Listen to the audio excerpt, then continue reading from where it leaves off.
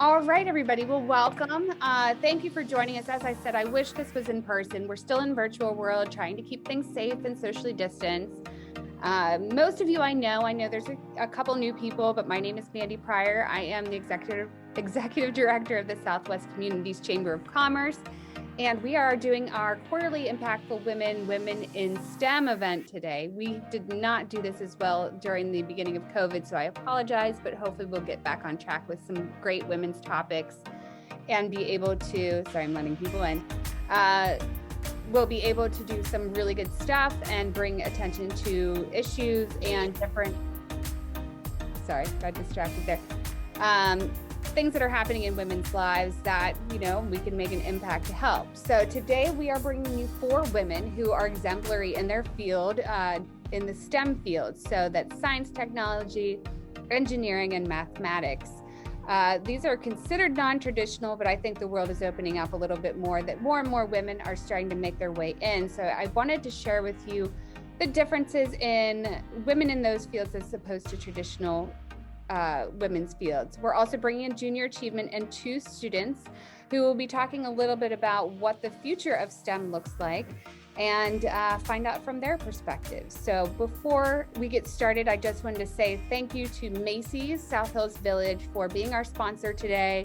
If you guys didn't see, somehow I managed to convince them to let me go get a makeover at Macy's last week. So I got a free style makeover with Brennan Bullock. It's free to you too. So if you ever want to go down there and just have them drape you with expensive clothing for the afternoon and maybe take something home, I would highly suggest it. So thank you to Macy's for continuing to support us and support women in STEM and our Impactful Women's group.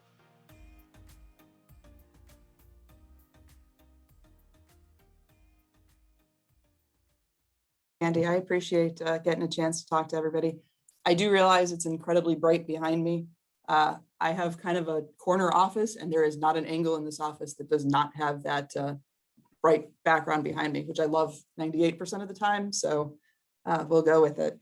So I kind of want to talk through a little bit about what Universal is, kind of how I ended up in this field, what metallurgy is, what it is on a day-to-day, and then a little bit of my thoughts as I've moved up the chain in the leadership role, kind of what my thoughts on the women's side of it is. To Mandy's point about, I'd love for it to be not a unusual thing, and I think in some cases it isn't, but I think there's still a way to go. So Universal Stainless is headquartered in Bridgeville. It is kind of tucked away in a neighborhood off of Washington. It's been here for hundreds, well, not hundreds of years, but probably close to 100 years at this point. Universal Stainless bought it in 1994 as their founding plant. So there are 4 plants total. There's the one here, there's one up in Titusville, Pennsylvania, there's a North Jackson, Ohio site, and then one up in Dunkirk, New York. Kind of the goal of it is to have what we call a fully integrated product. So all the way from a large ingot down to 1/4 inch round. So think 25 inch wide, all the way down to 1/4 inch wide, round, squares, rectangles, whatever. And in the steel world, we're very small. So our goal is to be the company that businesses want to do business with, right? So the small custom work. This is not the giant coils of steel that you see coming out of US Steel.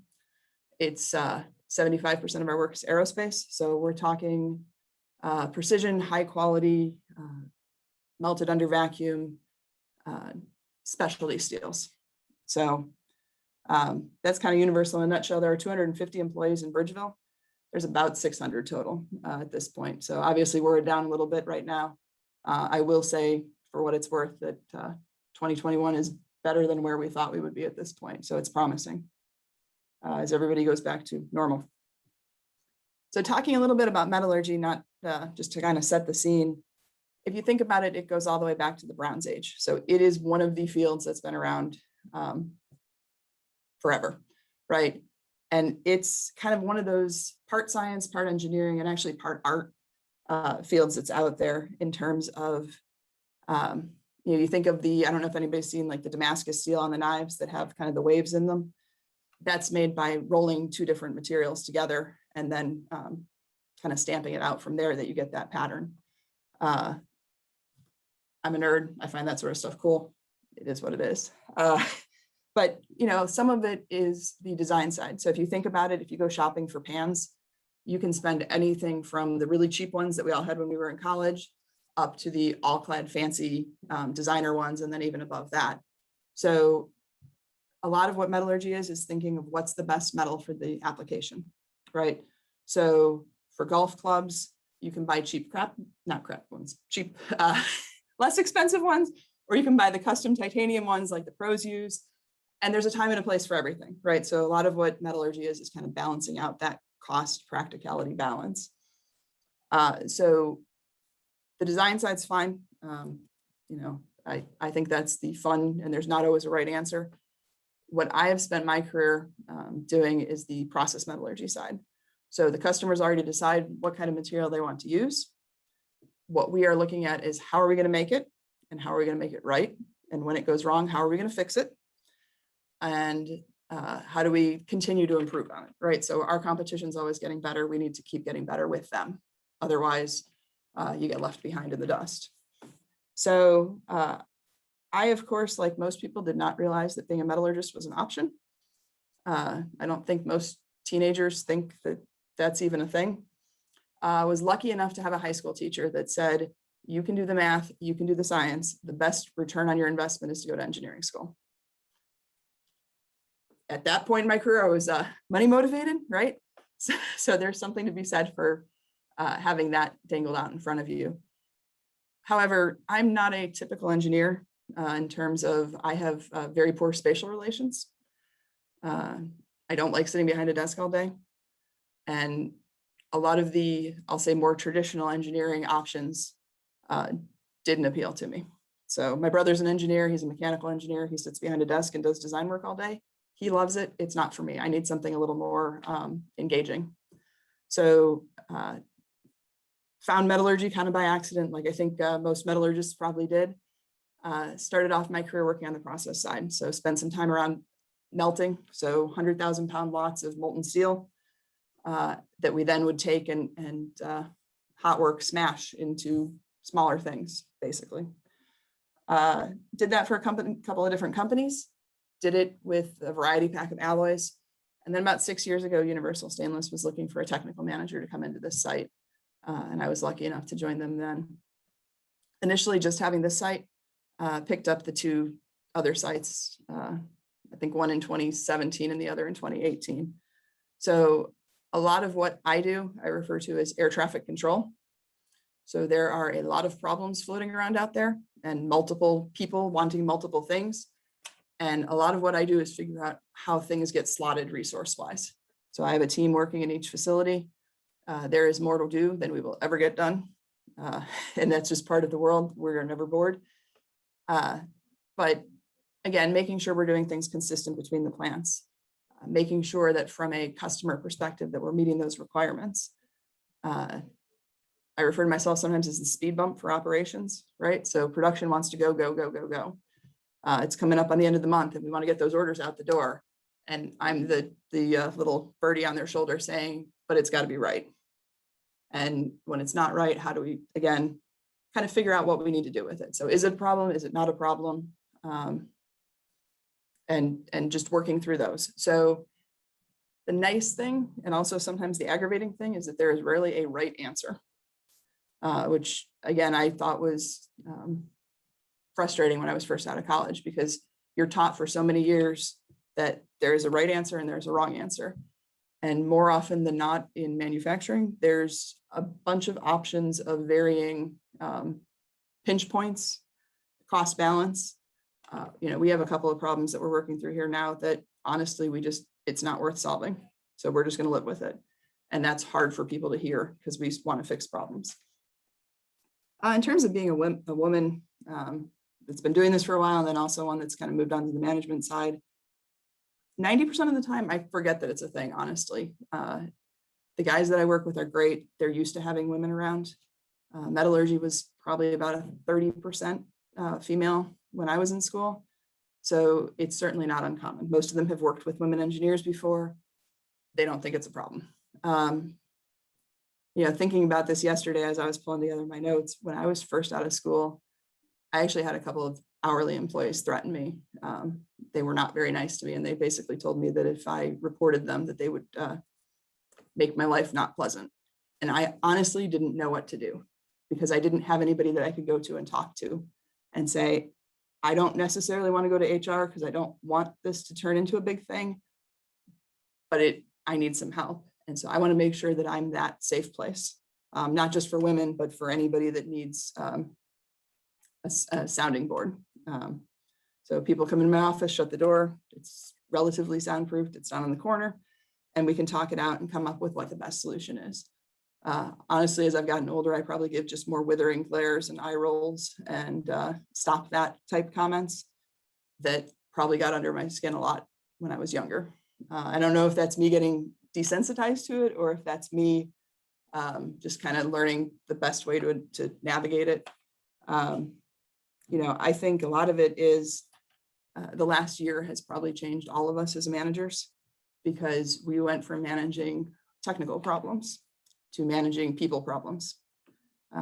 Everybody had giant stressors in their personal lives. Everybody had schooling problems, had getting doctor's appointment problems, had all of those problems kind of thrown in their lap, and the stress of that.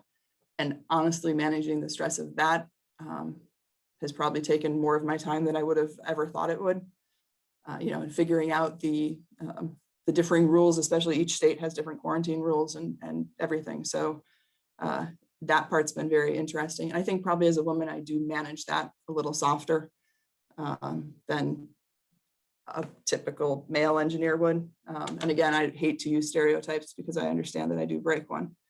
But I guess if I could give a takeaway, honestly, looking at women once we're adults and talking about engineering at that point is probably too late. So, I would love for schools to push the fields, make sure that they know that they're accessible and that people can do it. And it's not a girl boy or an ethnicity thing or a social class thing.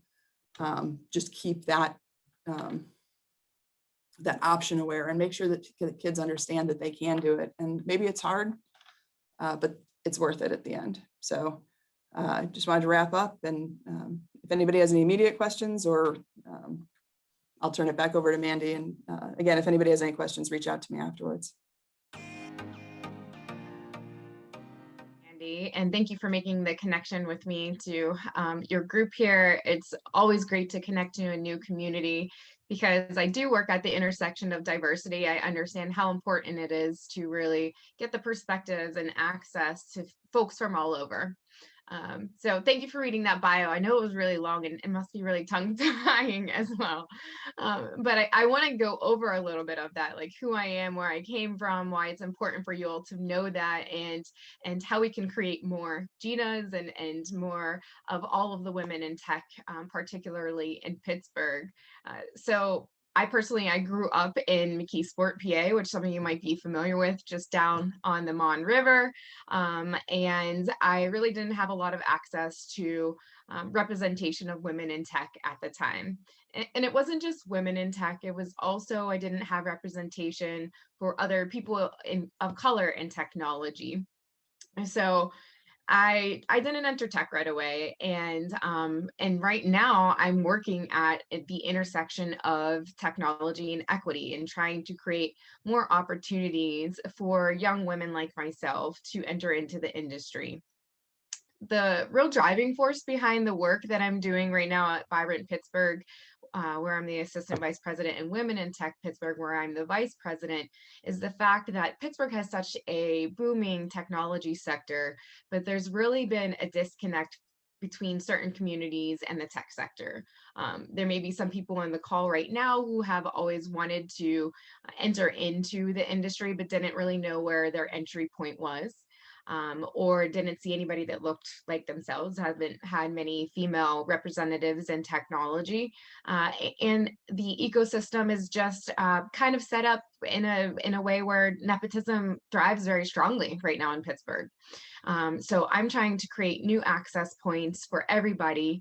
And I really focus on intersectionality in technology, which I'll also give you the definition for that. I use a lot of different words, and for me, they're quite common, but I know oftentimes I'm speaking to people that don't understand all of the newest and freshest diversity, equity, and inclusion terms. So I definitely want to make sure I leave you all with some clearer definitions around that. So, you know, outside of college, I did end up going into a science field, which was psychology. I have my bachelor's of science in psych from the University of Pittsburgh, and I was always interested in computers, but I didn't know that there was an opportunity for myself to get a computer science degree or an IT degree or an engineering degree. It just didn't seem like something someone like me could do. And both my parents worked in social work and in nonprofits, so naturally going into that field made sense for me. And I think that happens with a lot of women, and why some of that disconnect exists right now between women entering into STEM careers, because generationally our mothers weren't doing that, or our grandmothers weren't doing that. But after college, I got into business development. I did a lot of sales jobs. I switched around about 10 different times, 10 different degrees, and I'm sorry, not degrees, careers, before I finally settled in tech. I worked at PNC Bank. I worked at EDMC, which a lot of folks in Pittsburgh spent some time there. And then I finally had an intersection, an interaction with an old colleague on LinkedIn who recommended that I apply for a job at the cybersecurity company he was working at in the Strip District, called Wombat. And Wombat is a really great cybersecurity company that works on anti-phishing and helping the end users, you and I, to not fall for phishing attempts in our emails and on phone calls and clicking on bad links. And so I had no idea what that meant. I had no idea what SaaS meant, and SaaS is SaaS, so software as a service, which is a great entry point for a lot of women or beginners in technology. But I knew that I was going to have this SaaS job, and I had to figure it out really quickly. And the only reason I had that opportunity was because someone invited me in. Someone opened the door for me and said, "You're great at sales, you're great at business development. I know that you're bright enough to pick this up, so you should take this job." And I did. I took the risk and the opportunity that was handed to me to enter into tech.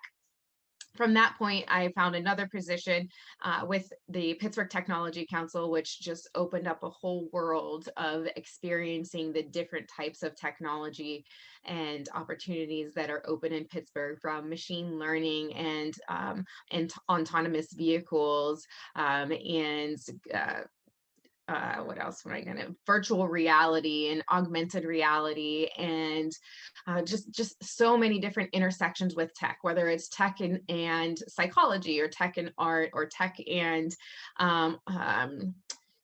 education, or tech and finance. If you have a passion right now and you have a career that exists, we need to start thinking, especially as women, how we can use innovation and technology to upskill so that we don't get left behind, because we know that a lot of the changes that are happening in the workforce are preparing us either for the elimination of our positions or for the upgraded skills that are needed to continue on that area. So Women in Tech is really working on trying to get more women into the industry. There are some pretty depressing statistics already around, what's happening with women in tech, but we know that access and representation and opportunities are the key and the window that get the door open to getting more women into technology.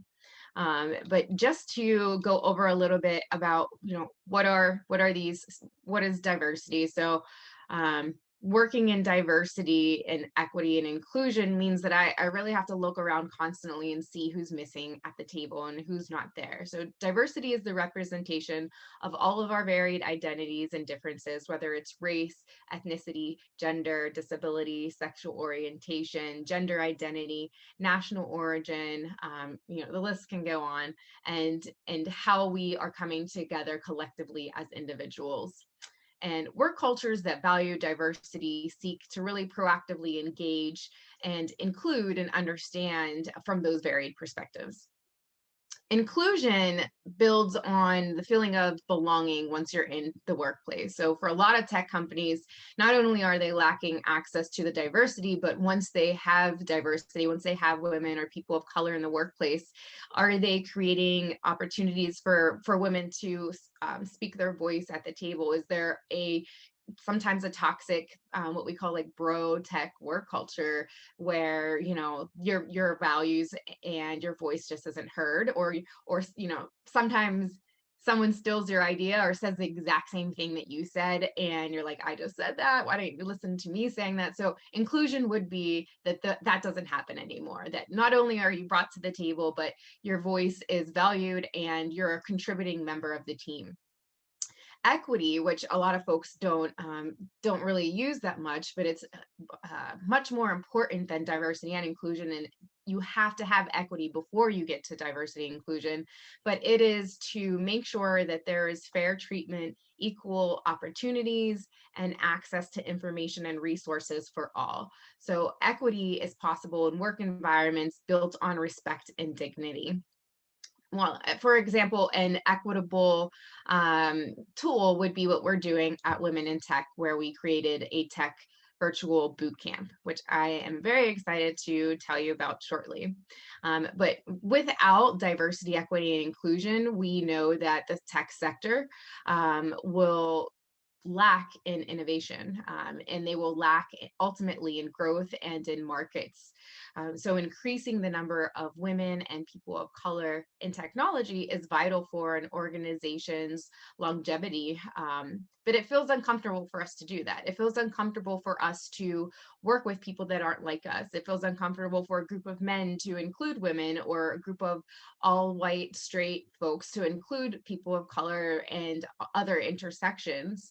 And it's not our fault. It's part of how our brains have been programmed. Going through my psych degree, I learned a lot about fluency heuristics, and fluency heuristics means that we are much likely to agree with and feel comfortable with things that are more fluent and happen in our environment.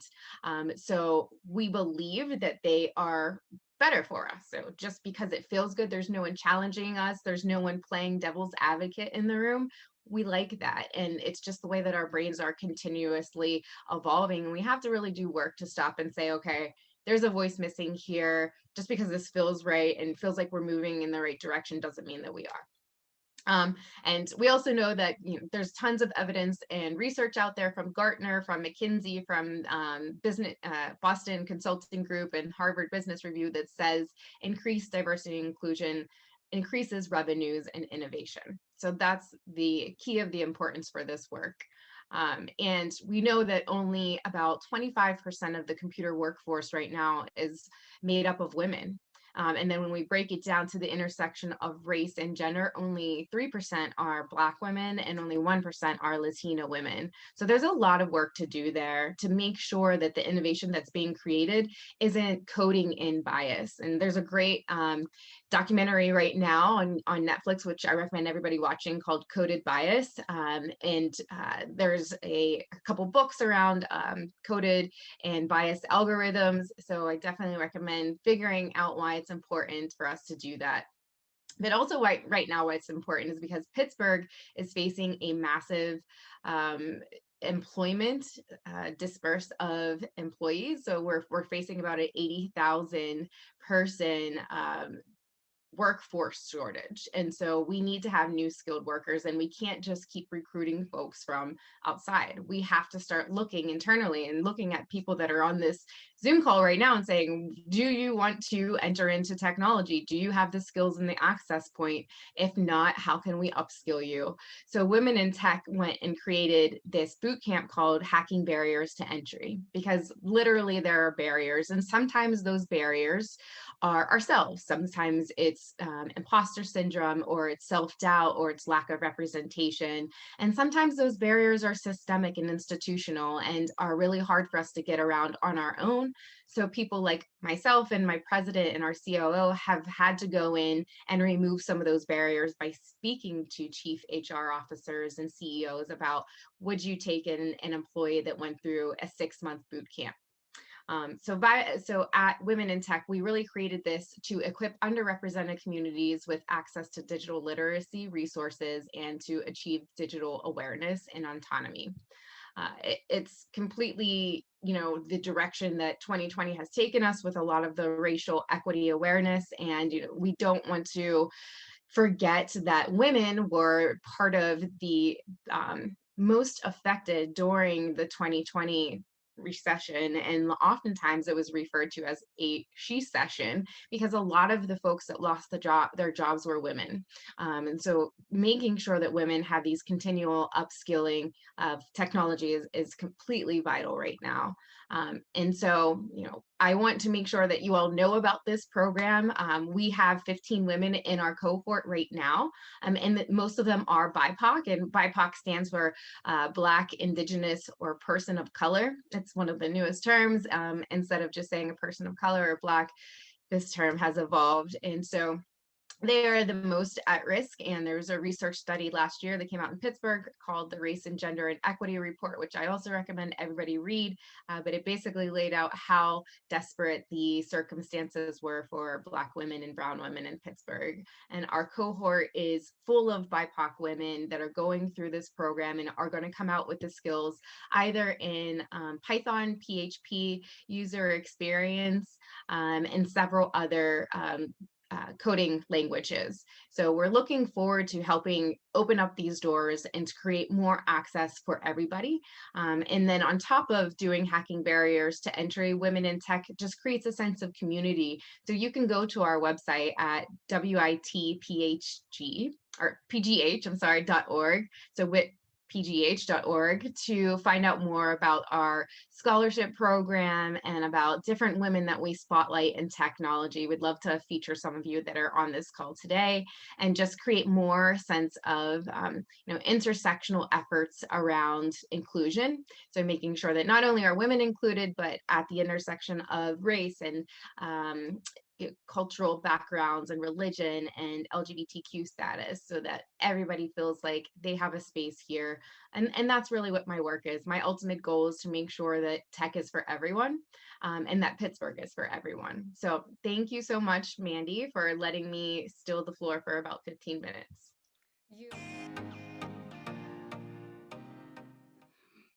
That's where I go. So that's not far. Good. So like Mandy said, like Mandy said, my name's Caroline Wong, and I'm a civil engineer with DLZ Corporation here in Columbus, Ohio. Here for me, I guess, because I'm still here in Ohio. Columbus is actually home to our headquarters, but I work closely with our Bridgeville, Pennsylvania office, collaborating on various ongoing projects, and that's actually how I heard about this event today. So at DLZ, I work within our transportation group, designing anything roadway and traffic related.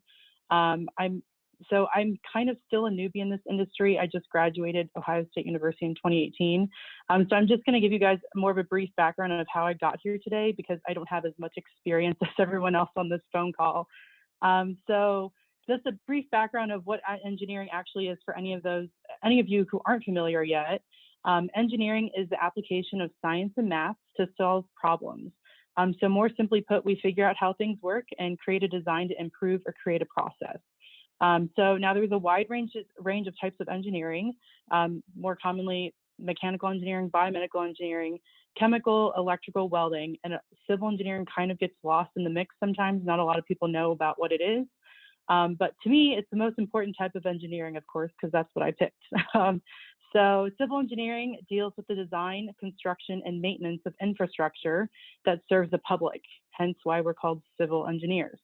So anything from roadways to bridges to buildings and anything else, that's our job to design as civil engineers. So I get a lot of questions from a lot of people that have asked me, why did I choose civil engineering? It's usually not typical for a female to be in civil engineering. It's definitely a male-dominated industry. But my answer is a little bit more simpler than you might think. My dad is actually a civil engineer. So I was lucky enough to grow up around knowing what he did for a living and seeing everything from a much younger age than other people. So I knew when it came to college that I wanted to explore this idea of engineering, and it was something that my parents always encouraged me to do. They were always very supportive of that. So I actually attended a very small Catholic high school where we didn't have any opportunities for STEM programs, at least when I was there. I'm sure they have something newer now. But I never got a basic taste of engineering classes or your simple drafting classes or anything like that. So right when I graduated out of high school, I started college and I kind of just dove right in to try to figure out what this whole field was about. So my first few semesters in college were, I will be honest, it was pretty tough. I had to learn a completely new language. My professors, I had no idea what they were talking about whenever they would talk in class. But once I grasped the simple concepts, I knew that engineering was the path for me. So I chose civil engineering specifically because to me, it's one of the more unique engineering paths. Because I get to drive along the road and point out to specific projects that I got to help design. And nothing brings more satisfaction than being able to do that. And it annoys my family and friends so much. So that's even better. So, I mean, it's satisfying to see people use what you've designed and actually see it put in use. So it's definitely something a little bit different. So like I said, I graduated The Ohio State University in 2018 with a bachelor's in civil engineering. And during my time at OSU, I worked throughout the summers and all my school years trying to figure out what I wanted to do within the civil engineering program. So I first started interning at DLZ within the construction services department, doing things from lab testing of soils, concretes, and asphalts, and any other kinds of materials, to actually going out to construction sites and doing field inspections of ongoing projects. So I interned at DLZ for about 2 years, and I got a totally different offer to venture out into something different. So for the last 2 years of my college career, I actually interned at the corporate world of L Brands, which to most of you is known as Victoria's Secret, Bath & Body Works, and Pink. So I actually had the opportunity to work within the store design and construction department of the corporate world, assisting in the project delivery group. So fast forward to the end of my intern years, I had to decide what I wanted to do. I mean, I had my first big adult decision right out of college. So I was lucky enough to get offers from DLZ and L Brands, but it was a tough decision to figure out what I exactly wanted to do. Ultimately, obviously, I chose to go to DLZ, come back to my roots, because it's a true civil engineering company, and I could actually learn how to apply my degree and learn a little bit more about it.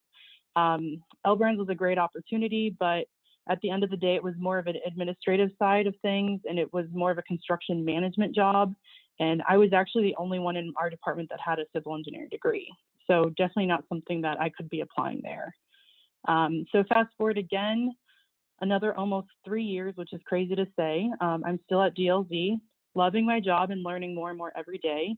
So I told you guys before that I interned in the construction services department, but when it came time to figure out what I wanted to do full time, I decided to venture into the roadway traffic side of things because I seemed to enjoy those classes a little bit more during my college years. And not that I didn't like the construction services side of things, but it just wasn't me. I did not enjoy wearing bright yellow every day and playing with dirt and getting my hands dirty and never getting the dirt out from underneath my nails.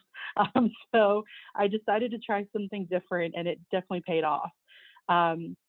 So within the roadway side of things, I personally design anything from traffic signals to sidewalks to roadway widening, roadway resurfacing. Pretty much anything you see in the roadway area is my job to design. And yes, I also design roundabouts, which I know all of you love. So the civil engineering industry is typically split up into two different sectors. So we have the private sector and the public sector. And the public sector of civil engineering is typically with the state, the county, or the Department of Transportation, or any other government-funded agency. So I'm part of the private sector, which means we're more on the consulting side of the civil engineering job.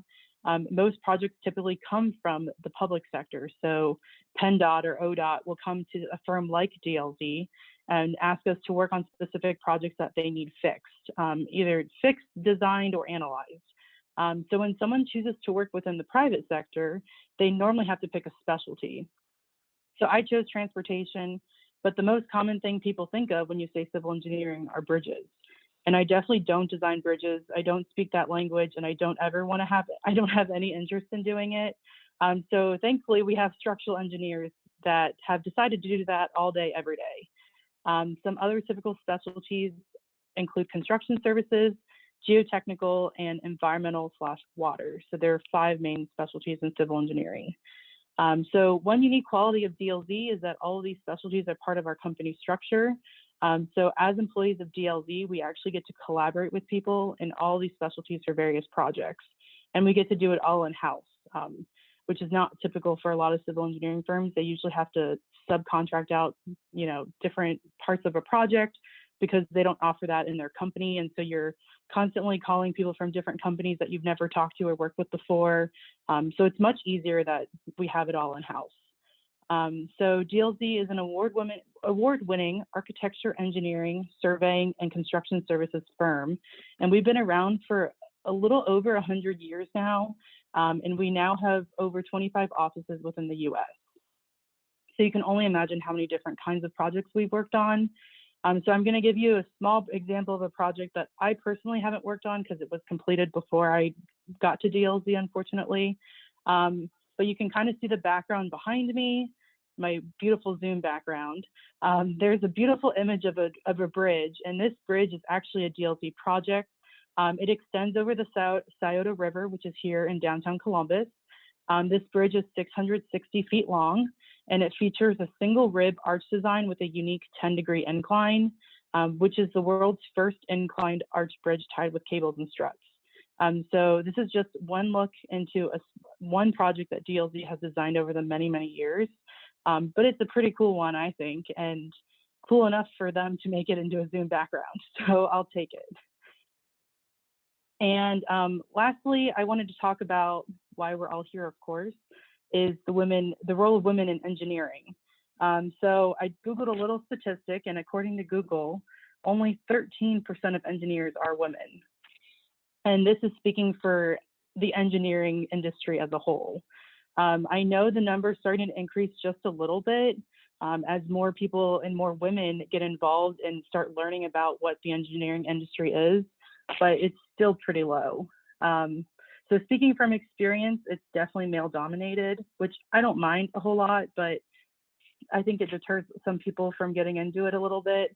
So my college class had about 200 graduating students, and we had, I think, about less than 30 women in our graduating class. And there is a little bit of a gender gap, but I think it's important that we as women still represent our industry, and we all just need to stick together a little bit in this industry. In my opinion, the men do need us in civil engineering because our brains function differently and think differently, and men just don't solve problems like we do. So it brings something totally different to the table that is beneficial to any company, not just engineering, but anything in general.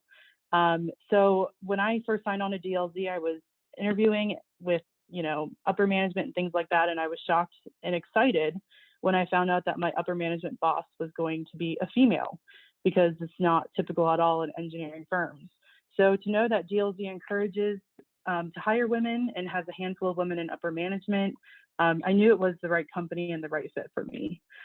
So I personally work in a smaller team of about 15 people, and of the 15, 4 of us are women. So we have about 27% of our team represented by women, which is a lot better than the 13% Google statistic. So we're getting close there. We're almost there. But I encourage any of you who has ever had the curiosity of what engineering is, or if it's for you, to just Google it, read into it a little bit more, research it, ask questions, because it's a fascinating industry and we need more women in it. Even if civil engineering doesn't seem as interesting to you, there's a bunch of other civil engineering fields that might just be your fit. So with that, I'll take any questions, or maybe we'll wrap it up later for questions. I'm not sure how you want to do it, Mandy. Thank you. Yeah, we're going to. Mandy, thank you for having us. It's a great pleasure to meet all the women in this group, and then Michael as well. Before I add anything to make it ongoing, I was thinking of a formal introduction of Mathnasium and math, but seems like I can, after hearing everybody and meeting with you, seems like I'm gonna make it a little more of a flow. So like to start with, in Pennsylvania, I was going through and looking at some statistics. Like in Pennsylvania, they say from insider.com from 2018 data that there are man-made, Pennsylvania is made of 48.9% of men population and 51.1% of women. So that tells that women are more, right? So we are talking about empowering women. So the percent is high, good. But in the career fields or the tech fields, we don't see that ratio. There can be many reasons why we are not seeing it. There can be the traditional grow up, the way we grow up, and we see our mother, grandmother, and we have been into that. Okay, women are made for just homemaking, be at home, and have that belief you are not for math or anything like that. So we just take care of home, right? But even in that, in the management school, they say that women do the best management than the men. Why? Because they have a more skill set. As Caroline, you mentioned that the brain that women have, it's a different brain that makes it more work it better in a creativeness into it. So yeah, that's true. So the MBAs, the degrees in the MBAs and that grew up, more and more colleges and schools introduced that. But the baseline of those, as I understand when I was going through those schools, that women from making home is the most complex business industry they deal with, and they grow their family more stronger and generations and generations. So there has to be some certain extra benefit in that women that they are taking care of such a complex industry in their home.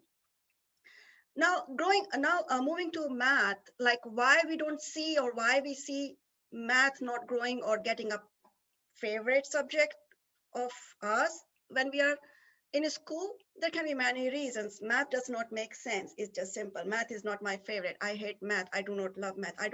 It does not make me any sense. Math is not used anywhere. But hey, we are talking a language here. We are using English language. Yeah, it's a language we can communicate, right? If we go to another country, we'll learn another language, we'll communicate in that language. So we are communicating. Math is also a language. We communicate using the math, and math is universal language from place to place. It does not change other than the unit of the metrics versus kilometer versus miles, that conversion. But still it's same, it does not change. That helps us understand more in depth of what math is around, what math is made of. Math is just not STEM, math is just not technology. We are using math everywhere. We are using math in day-to-day life, baking, cooking, riding, leaving school for the time, coming back to home on time. We see math everywhere. Math is money, measurement, distance, time, and much more. So all that break down into numbers, we add up, we subtract, we divide, we multiply, we use it everywhere. It gets more complicated when we're talking about making of bridges and all that, but the baseline is number sense. That's what Mathnasium is working on, building the number sense into the kids. When they say, I don't like math, I don't understand math, Mathnasium breaks down the math into a simple form where it shows them into the tactile, into the visual, into the verbal, to ask the question, why 2 plus 3 is 5? They know like 2 plus 3 is 5, kid can say, but why? Math is not about memorization. It will not go too far. If we ask our younger kid in the center, okay, 10 plus 7 is 17, quick, 9 plus 7 is 16. Why it is 16? Is it, I just know. That is not the right approach for a long lasting math skill. So they need to understand like why 9 plus 6 is 15. It's a number line, it's a jump ahead, it's a farther distance between the two numbers. Once they start seeing that, oh yeah, that makes sense. That's the thing that we look for the kids in every day, the aha moment. Mathnasium calls it aha moment. Like now it makes sense to me. Now I can understand. The moment they say aha, they find themselves understanding the math. They find themselves believe that they can do it. The confidence boosts up, and it does not boost up only in the math. It boosts up in their other subjects, their attitude change, their aptitude change. Parents become happy, they become happy. there is a tremendous impact of what we are doing day to day. Mathnasium is in the country for 22 years, and their product of teaching math to the kid using the core math around the school is amazing. I like it, I love it, and it just makes me a content that a kid is growing. A kid who is behind in their math in their school level. We get fifth grader child and their math level is at second grade. And they are still progressing in the fifth grade level in other subjects, but math is making them fall behind. They get diagnosed with many other skill set, that attention disorder, this and that. But they join us, we start working in 1.5 years from their math level, math knowledge from grade 2, it has grown up to grade 5. All those diagnoses are not eligible, not like correct anymore. The kid is able to make math is able to make sense to that child. And that's what we look for every day. Myself and Preeti came along, joined Mathnasium after trying out many other ventures here and there. We like it, we work together into it, coordinate, reach out to community, parents when they give their feedback that my child is different now and we love it. That's all we like to do every day, and we are happy to be locally here in the community. So to review like why the math, to relate today's presentation with math and the women, let me make my mouse move quickly. It's stuck. Yeah, so I'm gonna tell you one last thing here. Give me a sec. There is a lady, Mariam Mirza Khani.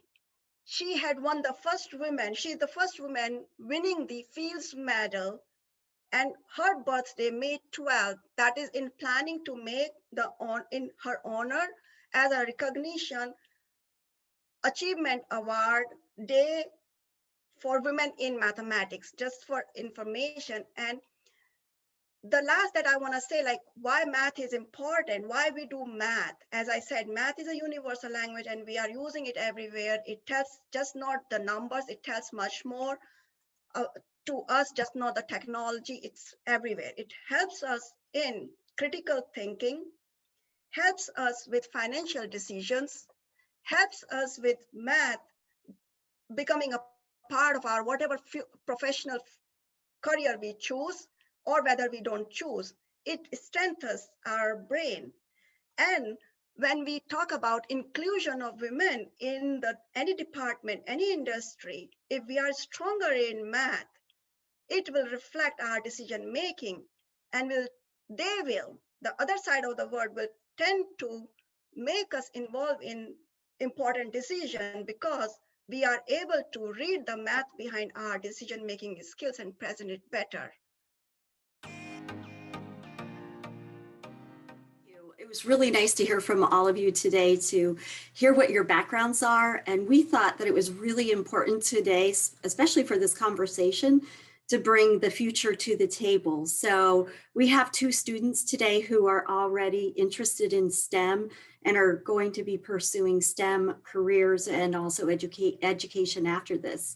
So I wanted to talk just a little bit about, I'll give you a little bit about my background and tell you some of the objectives that we're trying to do right now to really get young women interested and involved in STEM careers and possibilities, and just going down that road and exploring. So I previously came from the Pittsburgh Marathon. I was the CEO of the Pittsburgh Marathon for 11 years, built the organization from the ground up. Prior to that, I had done a lot of volunteer nonprofit work. And when I go back to high school, I guess the story in terms of STEM for me was not there.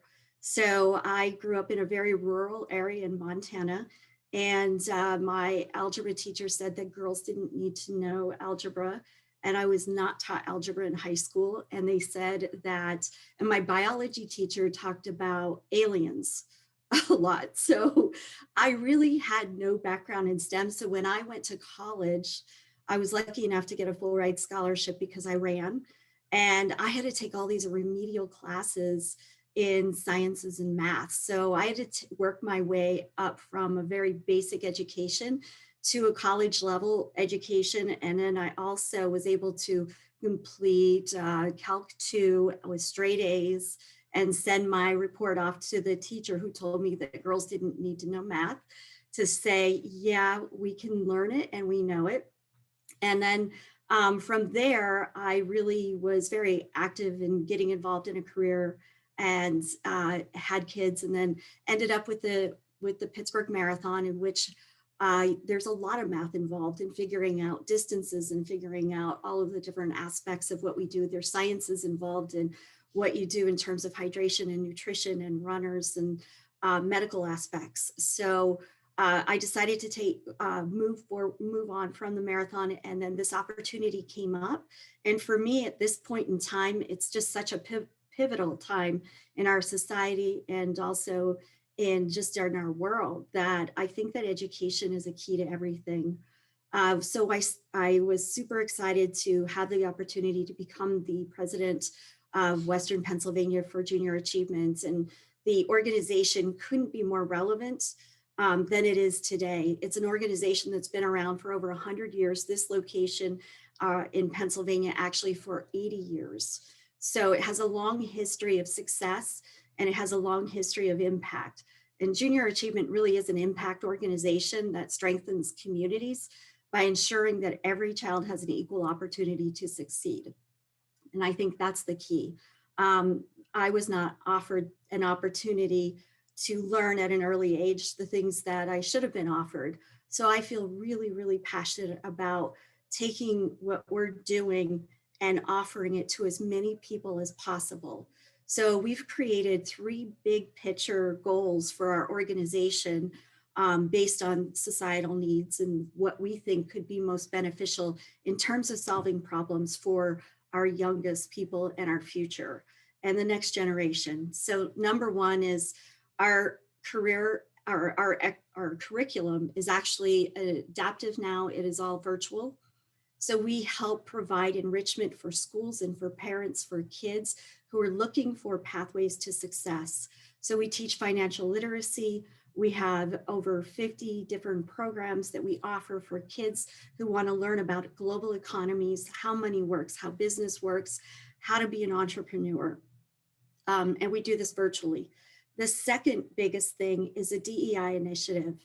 In our communities right now, we're looking at how can we be an impactful, positive force in communities that may not have the access to education through a school that's underperforming, or they just don't have the opportunities. Well, Junior Achievement can come into those schools now and provide the opportunities and provide the educational equity that every single school gets offered. So that's the other big initiative we have. And our goal is really to go deep in our communities and strengthen the communities by creating relationships and serving. The third thing that we're really focused on is STEM and careers and workforce readiness. So this is a huge issue, as was stated before, I think by Gina, saying that our workforce really needs help. And workforce means a lot of different things. A lot of kids think you have to go to high school, you have to go to college, and then you have to go to work.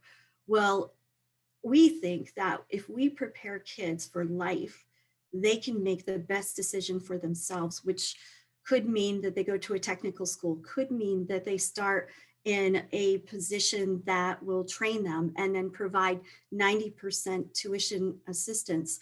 Or it could be like the 2 amazing students we have here today. It could be where they have a pathway to college, they're prepared for college, and they've been offered opportunities or seen opportunities in STEM, and this is what they're choosing now. So I think that this is probably the most important aspect of what we do, is providing those pathways. We serve typically in a normal year that's not under a pandemic, over 40,000 kids throughout Western Pennsylvania. We serve over 50 counties. We're also not looking at just diversity. We're looking at areas like where I came from, adversity, where you're in a rural area and you don't have access to the type of education, you don't have access to the type of pathway of what's next in your life. So it's providing hope, it's providing opportunity, it's providing a future. And what we are seeing right now in junior achievement in 2019, there was a national survey that went out, and there are only 9% of girls between ages 13 and 17 are interested in careers in STEM. So that's down from 11%, while boys' interest in STEM has increased. So this is an area that we can all make a difference, and all of you today represent that difference. And I think it was really great for our students to hear from you who are actually in the field. You're actually doing the work, and you're the leaders for them, to show them and explore and let them see, how did you get where you got? How did you figure out what you wanted to do? And now that you're doing what you want to do, what does it feel like? What are the opportunities? What are the challenges?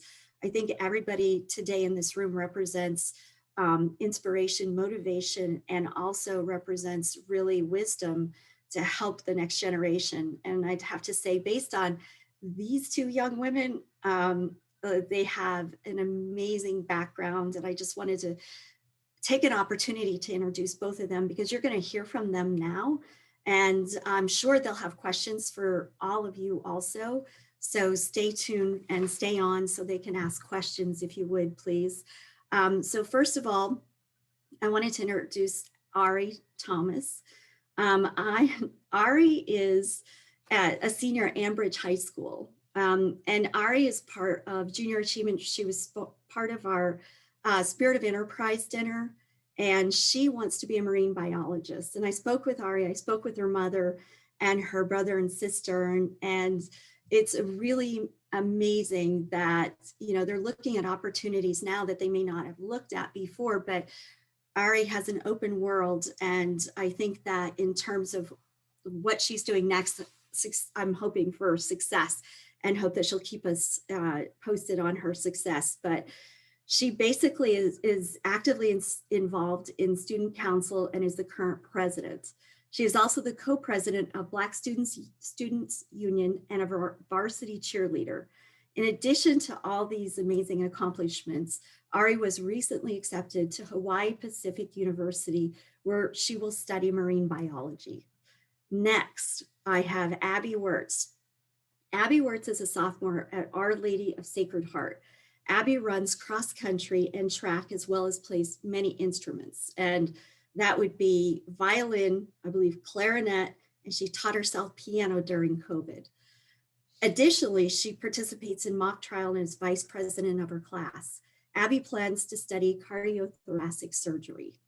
So they're definitely not underachievers. I'd really like to take this opportunity to introduce you to both students and let you hear directly from them on what they think the future of STEM is from their perspective, and how they're going to change the world with what they do. So Ari, I'll let you go first.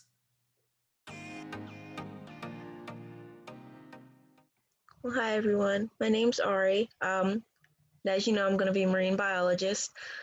I mainly pursued this career because just growing up, I've always felt really connected to the ocean and really connected to animals, especially marine animals. And growing up and seeing how our world is changing, how things are impacting our planet, our Earth, I feel that this is a really important STEM field to go into, because we're always going to need marine biologists. Like our ocean, our aquatic life is really important to our environment. And I just hope that I can be a part of that community one day, helping our environment, keeping it safe, helping our oceans, keeping the aquatic animals safe for us and the world, because there's a lot that goes into it. Like if we lose them, we pretty much lose, I feel like, a part of us, a part of our world. And if we lose a part of our world, that's part of what makes us us, part of our humanity that kind of goes away. And it's something that we definitely need to pay attention to, pay close attention to make sure that is staying safe, staying healthy, and we're not falling under, you know? So. Thank you, Ari. And Ari also do you have your turtle necklace on? So Ari has a turtle she adopted, and that's her turtle that she adopted that she wears every day. So, and the other thing, just as a sideline, as far as junior achievement, in 2022, I'd love for all of you to be part of what we're doing next with women and young women. Is we're creating a new program. It's called She Leads, She Learns, and it's really about professional women inspiring our next generation. And STEM is definitely something that's a focus for us. So yeah, stay tuned for more information and feel free to reach out to me if you would like to hear more about what we're doing in that regard. I'll go ahead and let Abby speak next and then open it up for questions.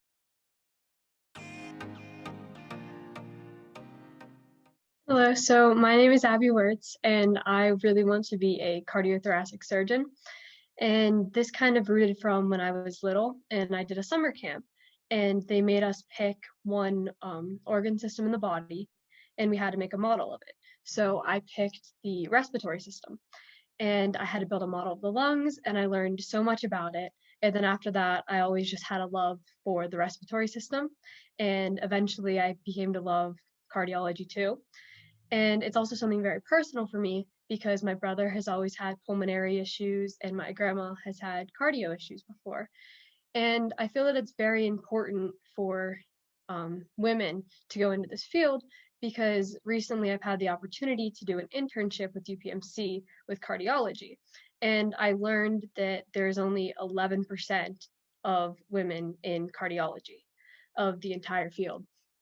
So because of that, I feel that I need to use that as motivation to push myself and hopefully inspire others to go into the field of medicine and cardiology, pulmonology, and become surgeons.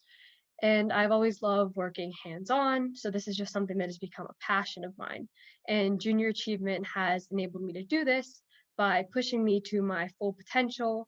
I've been fortunate enough to be provided scholarships to receive an education at a private high school where I'm taking AP biology and math courses that will truly help me get to where I need to be and hopefully become a great surgeon one day. So that is where I want to be, and I appreciate Junior Achievement for pushing me to be there, and I appreciate this opportunity to get to speak with you and listen to all of you today. So I have a couple of quick questions, or Mandy, do you have the questions too? I do have the questions. No, okay, I'll let you go from there. And I apologize. I think I said Chelsea earlier and it's Abby. So Abby, I apologize. Ari and Abby. Okay.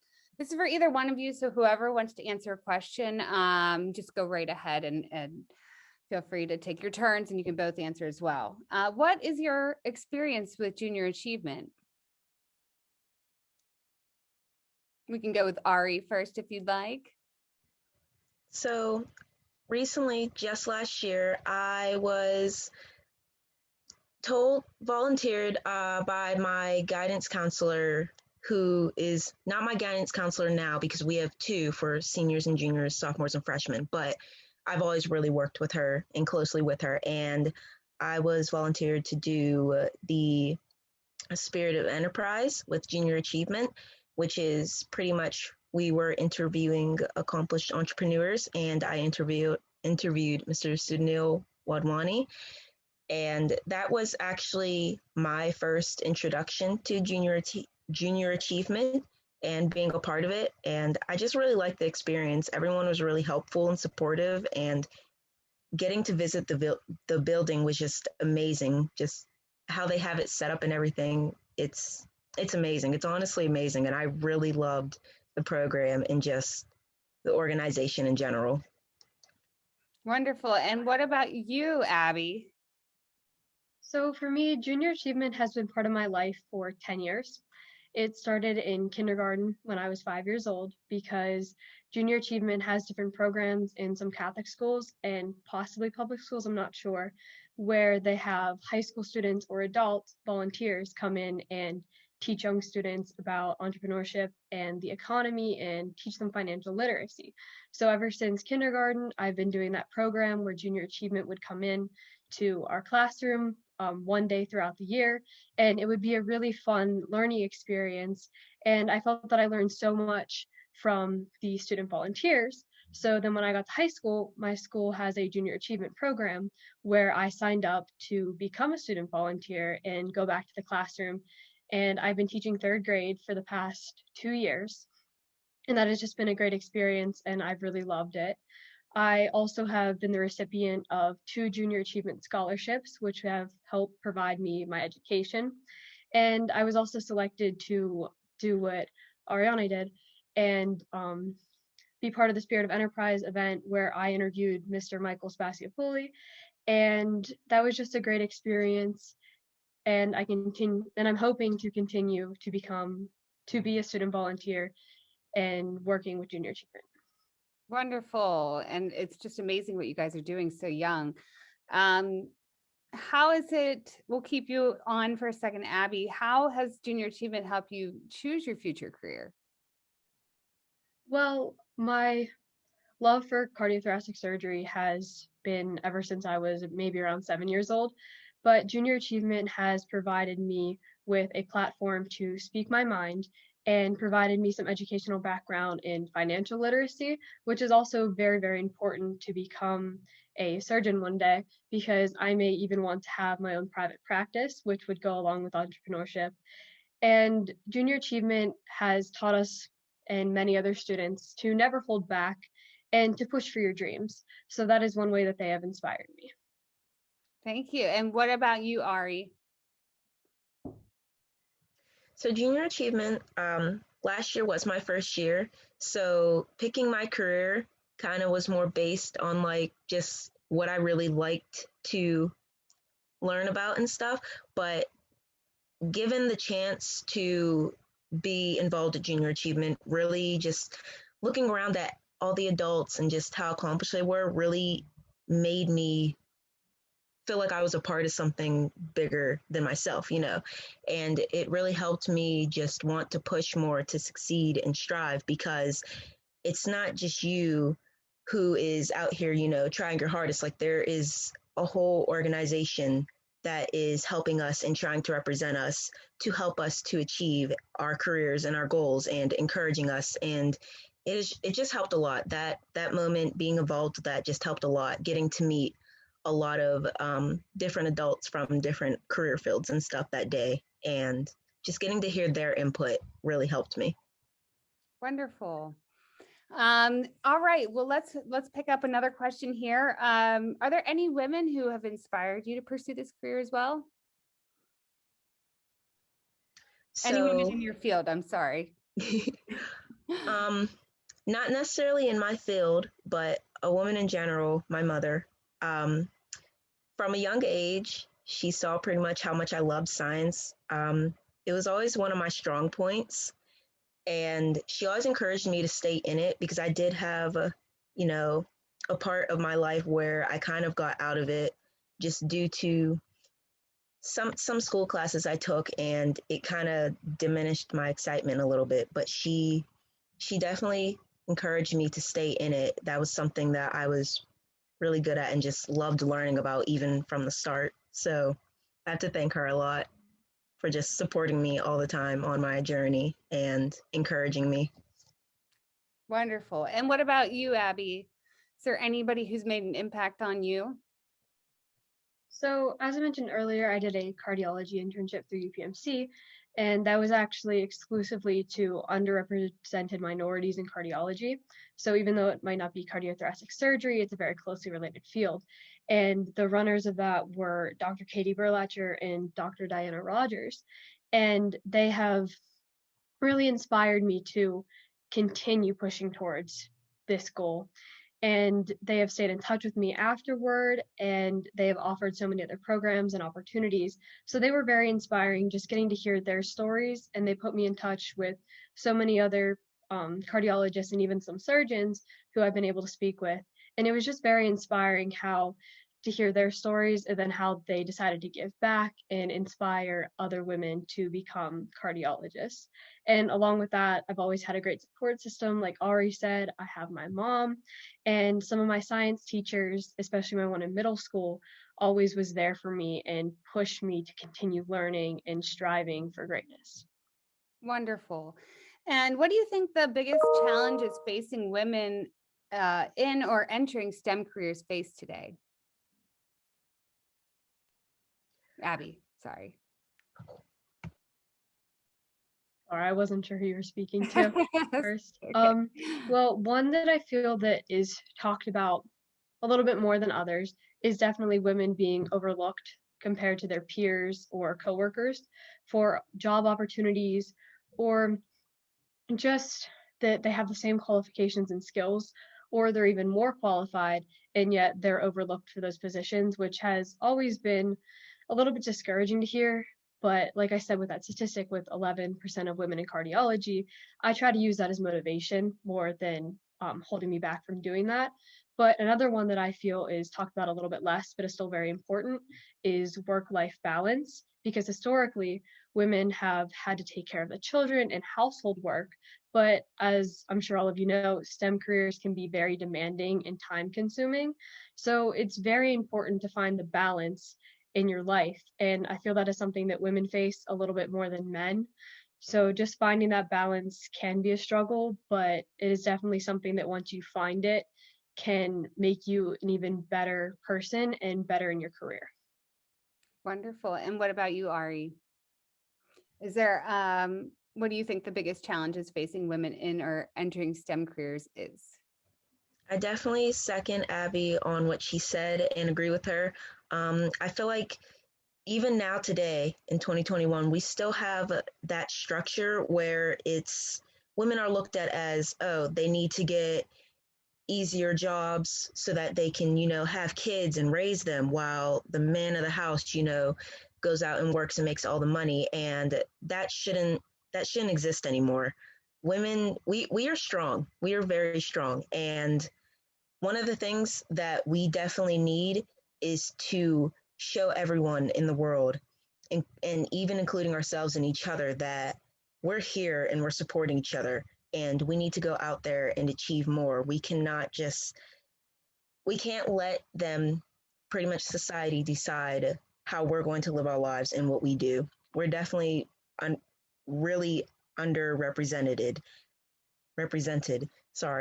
and we're definitely overlooked, like Abby said, and it's a big deal that we go out here and show other women, especially young women and little girls, that you can achieve this if you put your mind to it. You can achieve so much if you put your mind to it and let yourself, work for it and strive for it.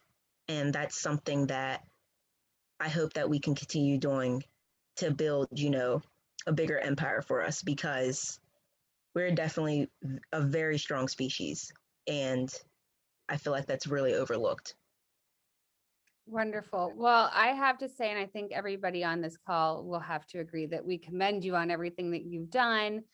I was so captivated, I forgot to read you questions half the time because you guys both speak so eloquently. And obviously I'm having issues with that today, but we really all, hope to wish you the best of luck coming up here, and anything that the Chamber of Commerce, where we help with the community and our businesses and we work with Junior Achievement, can do. Also, I wanted to let you know you're both getting a $25 gift card to Macy's today. So I will get your addresses from Patrice and make sure that you get that over, just for coming on and sharing your insights with us. And we can't wait to see what you guys do and how you become future leaders in the STEM fields. Thank you so much for this opportunity. You're welcome. If anybody, and thank you so much, Patrice, for helping us to find some students and teach us a little bit more about what Junior Achievement's doing to do things online this year. So if anybody else has any questions, we have about 2 minutes left in the presentation. Feel free to reach out. And thank you to all of our speakers today. You've really brought some insight, something a little bit different, I think, to what the Chamber's done before in terms of our impactful women. And I thought it was a fantastic presentation for all of you who are involved today. And thanks for all of our supporters here of the Chamber and our friends of the Chamber of Commerce.